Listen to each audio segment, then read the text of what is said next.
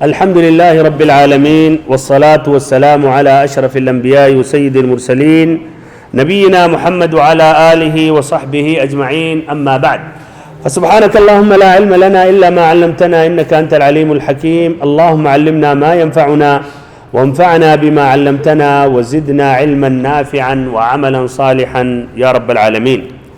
معزز بھائیوں، محترم ساتھیوں، عزیز بچوں اور ہماری ماں اور بہنوں، ہماری ملاقات آپ سبھی سے درس نمبر 15 میں ہو رہی ہے، جس میں باب المواقیت کی جو حدیث نمبر 14، 15، 16 اس کی شرح پیش کر رہا ہوں۔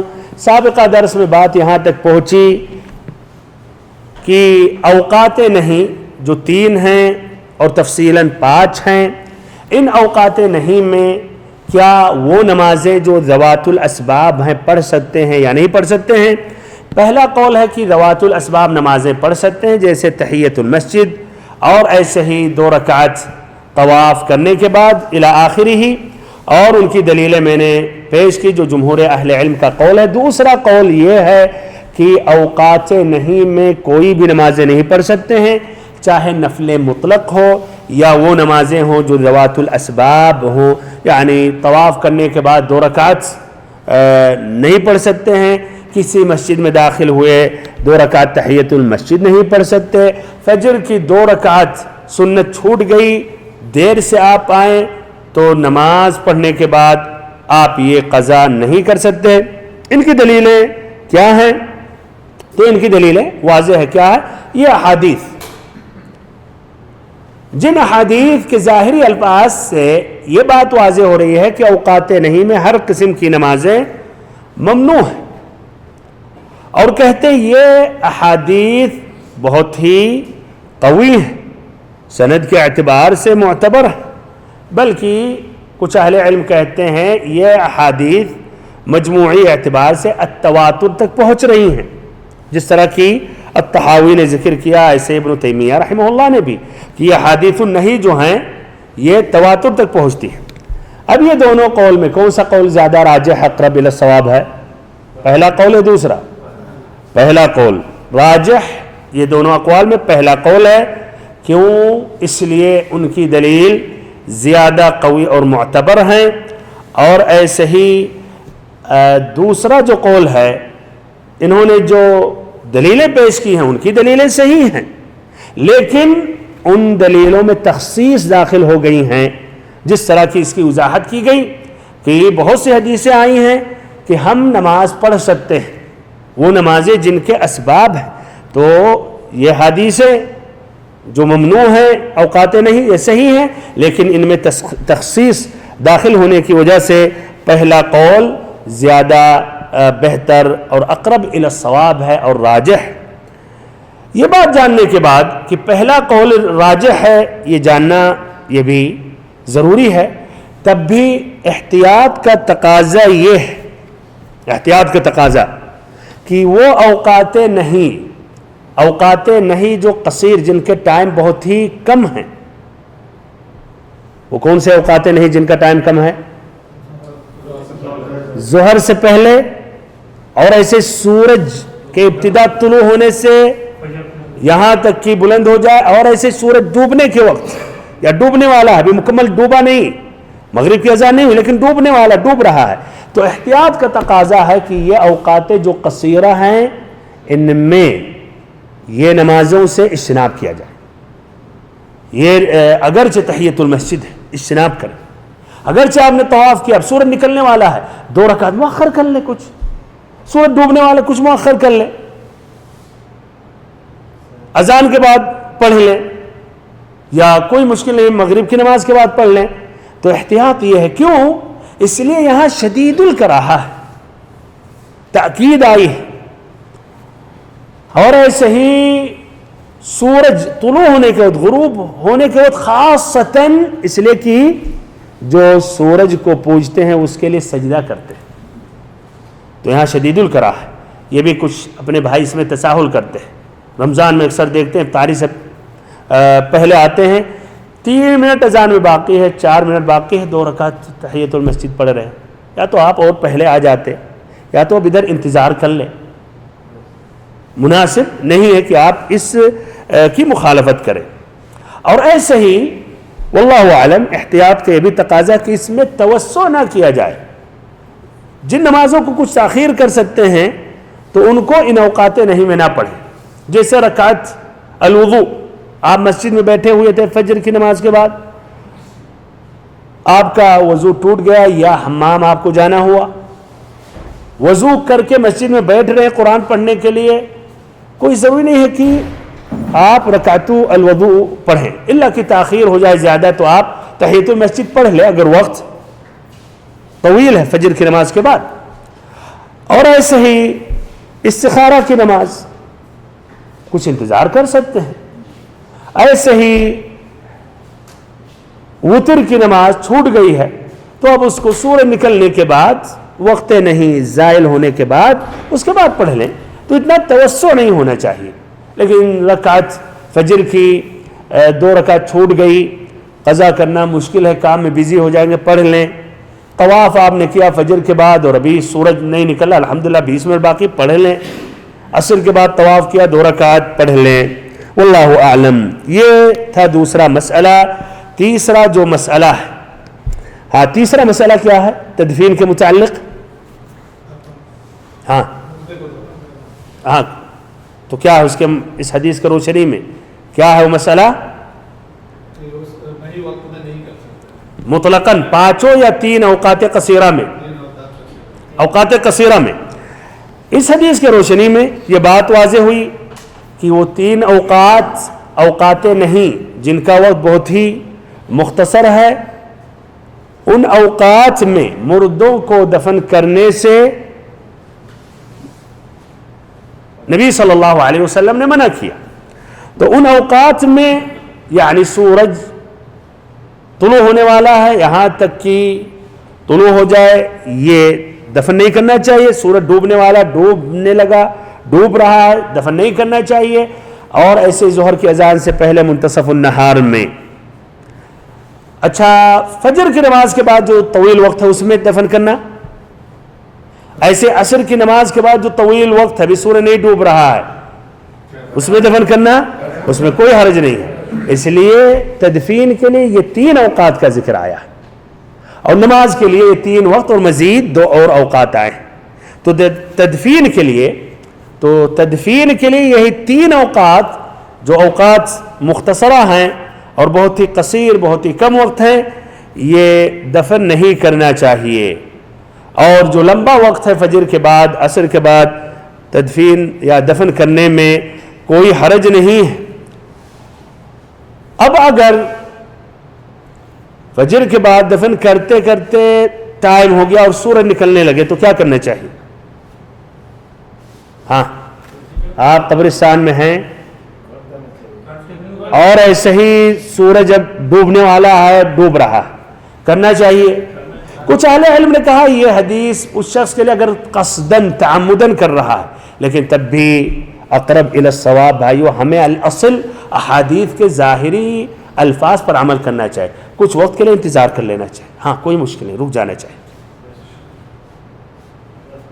رک جانا چاہیے. خاصتاً وقت اتنا طویل نہیں، 12 منٹ 15 منٹ، اور ظہر سے پہلے 3 منٹ 5 منٹ، کوئی مشکل، انتظار کر لیں. تو انتظار کر لینا یہ بہتر ہے یہاں تک کہ یہ وقت کراہا یہ ختم ہو جائے. چوتھا مسئلہ الا یوم الجمعہ. اس سے کیا فائدہ مستنبط ہے کہ منتصف النہار، زوال سے پہلے کا جو وقت ہے، جب سورج سیدھا کھڑا ہو جائے یہاں تک کہ ڈھل نہ جائے، یہ وقت جو نہیں ہے، کیا یہ پورے ایام میں، ہفتے میں 7 دن ہوتے، 7 دن میں منع ہے جس میں جمعہ کے دن بھی، یا صرف 6 دن منع ہے اور 1 دن شریعت نے اجازت دے دی جمعہ کے لیے؟ اس مسئلے میں 2 قول ہیں.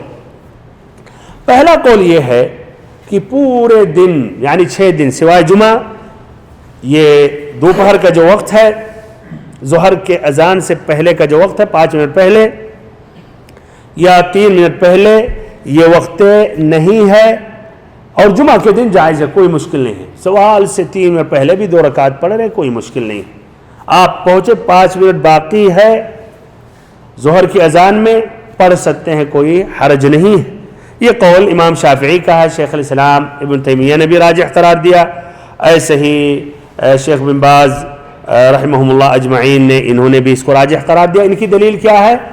ابو ہریرہ رضی اللہ عنہ کی حدیث، اور ایسے ہی اسی میں سامنے موجود ہے ابو قتادہ رضی اللہ عنہ کی حدیث، ایسے ہی تخریج کو ذکر کیا گیا ایک تیسری حدیث ابو سعید الخدری رضی اللہ عنہ کی حدیث۔ یہ حدیث ضعیف ہے، لیکن اجمالی طور پر یا کہیے سب اکٹھا جب ہو جاتی ہیں تو ایک قوت مل جاتی ہے۔ یہ پہلا قول ہے۔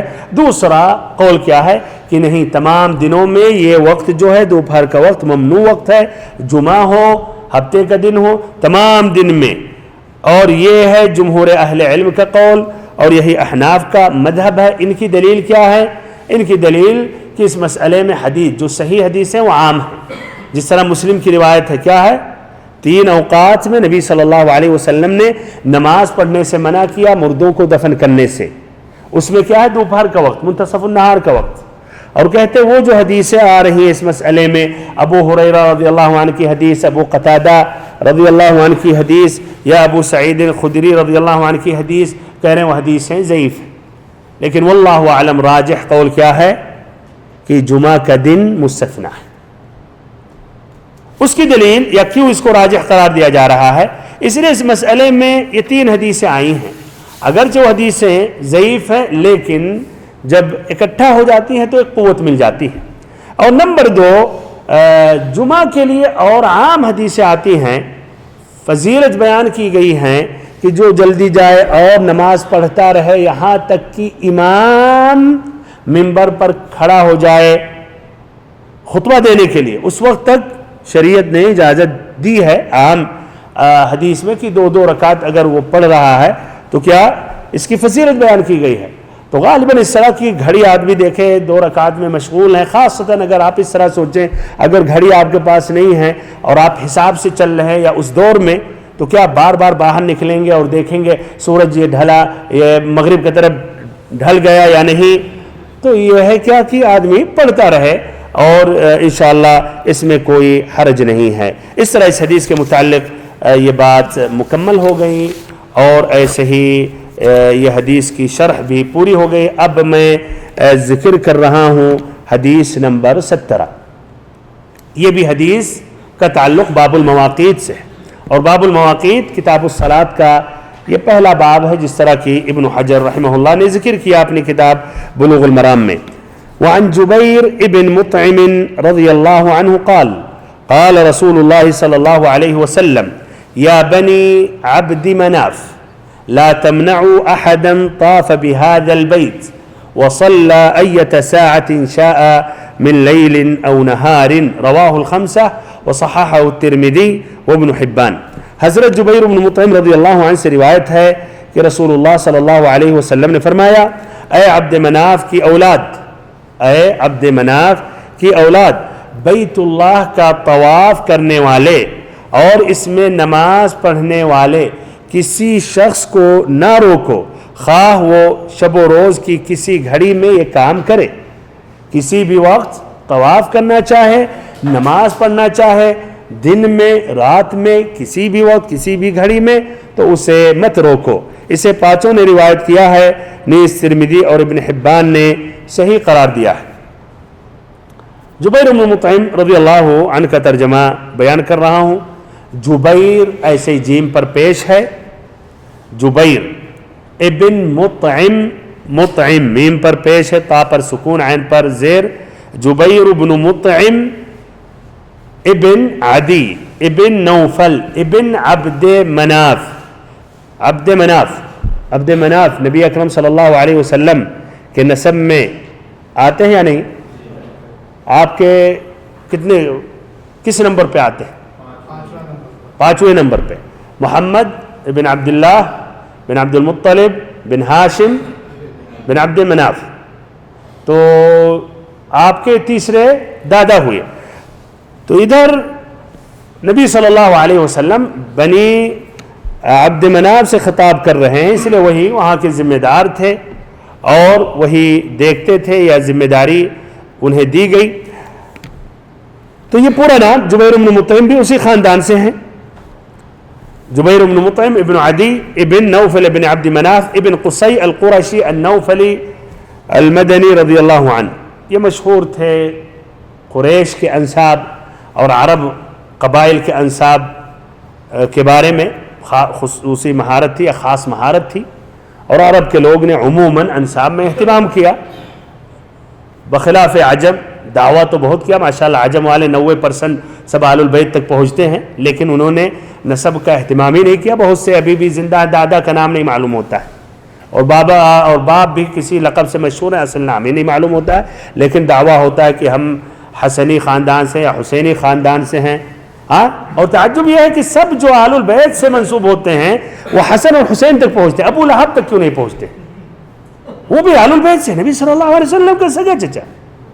حقیقت ایسے قریش میں اور بھی ہیں، ادھر تک نہیں منسوب ہوتے ہیں۔ تو یہ بھی بہرحال اللہ المستعان، یہ ایک دعویٰ ہے، عرب کے لوگوں نے اس کا اہتمام کیا، اور ابھی بھی ماہرین انساب موجود ہیں جو سبحان اللہ اس کے بارے میں کافی مہارت سے رکھتے ہیں۔ تو انہوں نے یہ علم سیکھا تھا ابو بکر الصدیق رضی اللہ عنہ سے، اور ابو بکر الصدیق رضی اللہ عنہ اس علم میں کافی ماہر تھے۔ انہوں نے اسلام قبول کیا غزوہ خیبر سے پہلے، اور کہا جاتا ہے فتح مکہ کے وقت۔ ان کا انتقال ہوا سن 58 ہجری میں۔ نبی صلی اللہ علیہ وسلم سے 60 حدیثیں روایت کرتے ہیں، جس میں امام بخاری امام مسلم نے 6 حدیثیں روایت کی ہیں، اور امام بخاری منفرد رہے امام مسلم سے 3 حدیثوں میں، اور امام مسلم منفرد رہے 1 حدیث میں۔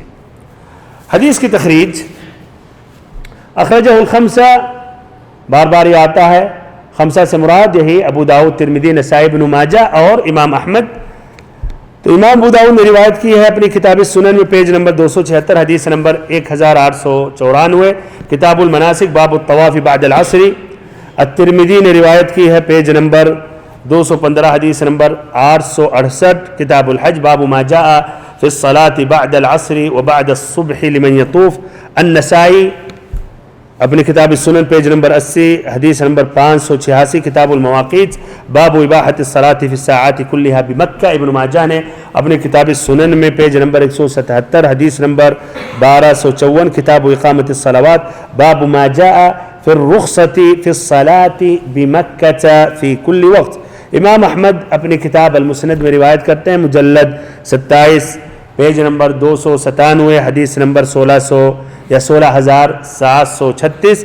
ابن حبان بھی اپنی کتاب الصحیح میں، صحیح ابن حبان روایت کرتے ہیں، جس طرح کی کتاب الاحسان میں موجود ہے، مجلد 4، پیج نمبر 420، 421، حدیث نمبر 1552، 1553، 1554۔ یہ تمام محدثین روایت کرتے ہیں اس طریق سے۔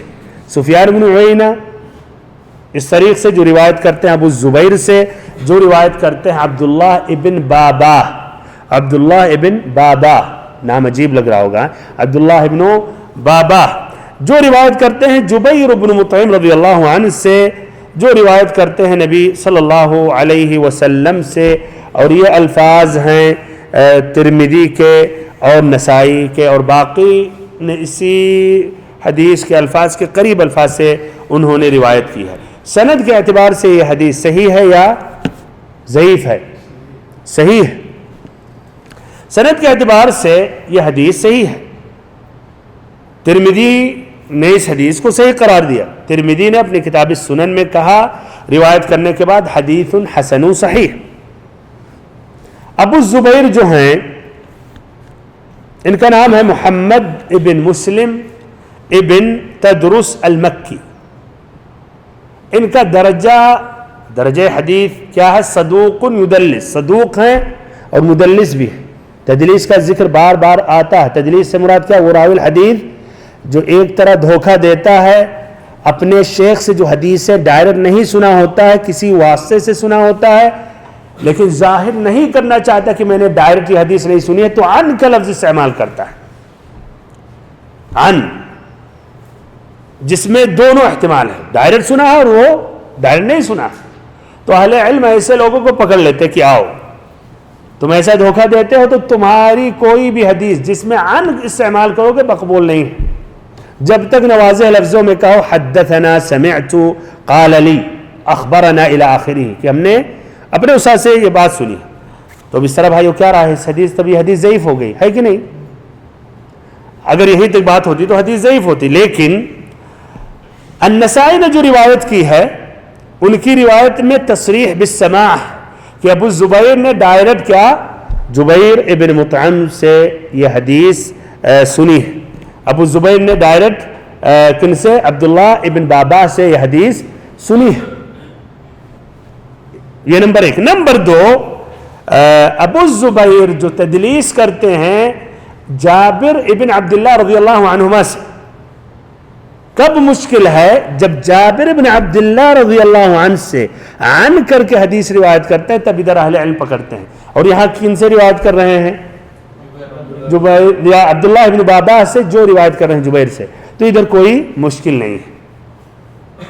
اچھا، تو یہ جو ہے محمد ابن مسلم ابن تدرس، عبداللہ ابن بابا جو ہیں ایسے عبداللہ ابن بابہ بھی اور ابن بابی بھی کہا جاتا ہے. بہرحال یہ ثقہ، آپ نام سے نہ سمجھیں کہ ضعیف ہیں، عجیب نام ہے، ثقہ ہیں جس طرح کی ابن حجر رحمہ اللہ نے کہا. تو اس طرح حدیث کیا ہے؟ صحیح ہے، اس میں اشکال نہیں ہے. اب اس حدیث میں جو الفاظ ہیں اس کی وضاحت کر رہا ہوں.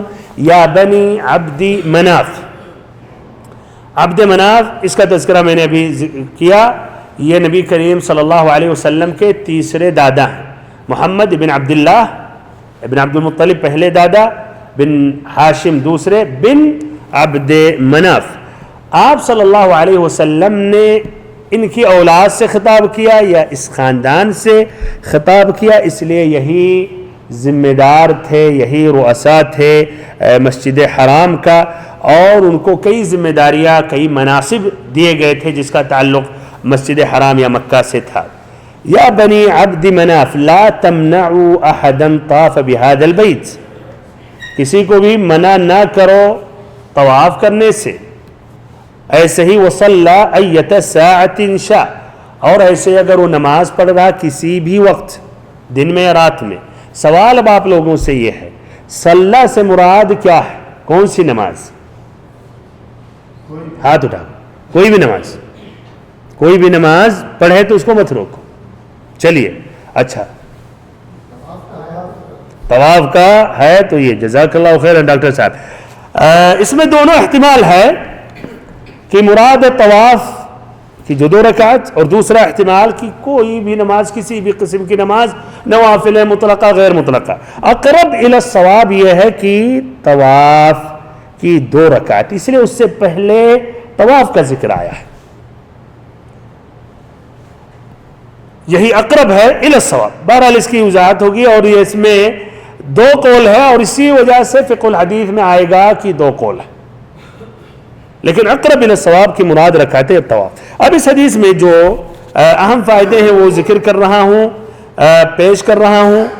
تو پہلا سبق، پہلا فائدہ یہ ہے کہ اوقات نہیں میں سے، اوقات نہیں جو تفصیلاً 5 ہیں، اجمالاً 3 ہیں، ان اوقات نہیں میں سے طواف کی جو 2 رکعت ہیں وہ کیا ہیں؟ مستثنیٰ ہیں. بمعنی وہ نہیں میں داخل نہیں ہے. 2 رکعت طواف کی 2 رکعت آپ پڑھ سکتے ہیں اوقات نہیں میں بھی، ہے کہ نہیں؟ تو اگر کسی نے عصر کی نماز کے بعد طواف کیا، فجر کی نماز کے بعد طواف کیا، 2 رکعت نماز پڑھ سکتا ہے، جبکہ وقت نہیں، ابھی سورج نہیں نکلا، نہ وہ بلند ہوا، نہ سورج ایسے ہی ڈوبا. ایسے ہی اسی سے متصل اب یہ بھی ہے، اضافہ کریں اس فائدے میں، کہ ہر وہ نماز جس کا سبب ہے وہ بھی اوقات نہیں میں پڑھ سکتے. تو یہ پہلا فائدہ، اوقات نہیں میں سے طواف کی 2 رکعت مستثنیٰ ہے، آپ پڑھ سکتے ہیں اوقات نہیں میں. اور اسی پر قیاس کرتے ہوئے ہر وہ نماز جس نماز کا سبب ہے وہ اوقات نہیں میں پڑھ سکتے ہیں. یہ قول اکثر اہل علم کا ہے، یہی مشہور ہے حنابلہ کے نزدیک. شافعیہ کا بھی ایک مروی ہے ایک ہی مذہب میں بھائیوں کئی اقوال ہوتے ہیں کبھی کبھی. یہ بھی ایک بات آ گئی تو مختصراً بتا دیتا ہوں. ہمارے وہ بھائی جو کہتے ہیں چاروں مذاہب میں سے ایک مذہب کو لینا ضروری ہے، لازمی. چلیے چاروں میں سے ایک لینا تو آپ بتائیں کون سا مذہب اختیار کریں. اگر چاروں حق ہیں تو آپ کیوں پورے حق کو ایک مذہب میں آپ خاص کر رہے ہیں؟ نمبر 2، اچھا چلے ایک مذہب کی بات کریں، ایک ہی مذہب میں کئی قول ہیں تو کون سے قول کو ہم لیں؟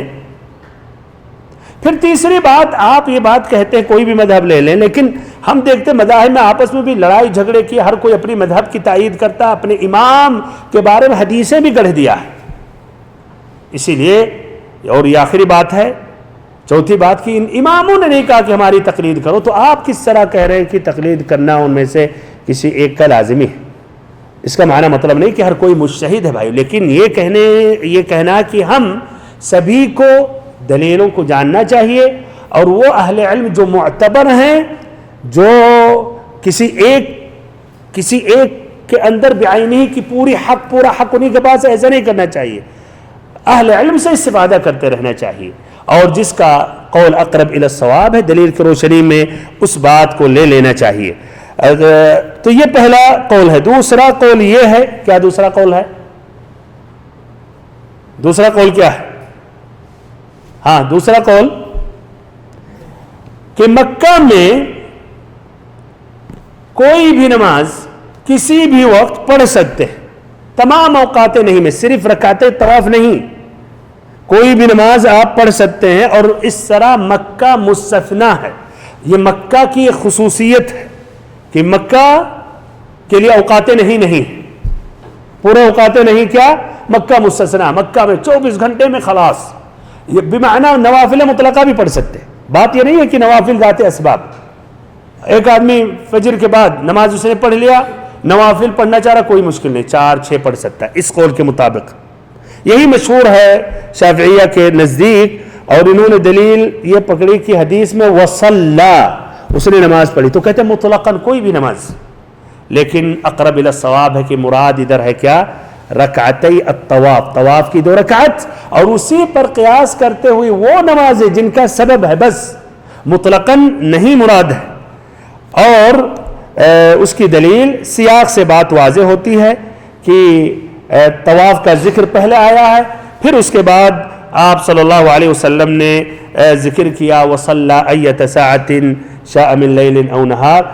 وقت اس لیے ختم ہو گیا تو انشاءاللہ آئندہ لیکن یہ ذکر کروں گا کہ احتیاط کا، لیکن یہ تقاضا ہے، کچھ صحابہ سے مروی ہے کہ اگر مؤخر کر سکتے ہیں آپ یا اوقات نہیں قصیرہ تو مؤخر کریں اور بعد میں یہ 2 رکعت نماز پڑھ لیں. بہرحال انشاءاللہ آئندہ اس کو واضح کروں گا، پھر ایک نئی حدیث پیش کروں گا. آخر میں اللہ رب العزت سے دعا کرتا ہوں کہ اللہ تعالیٰ ہم سبھی کو علم نافع عطا کرے اور ہم سبھی کو صراط مستقیم پر چلائے. جزاکم اللہ خیرا لحسن استماعکم، مبارک اللہ فیکم، وصلی اللہم وسلم وبارک ونعم علی عبدک ورسولک محمد.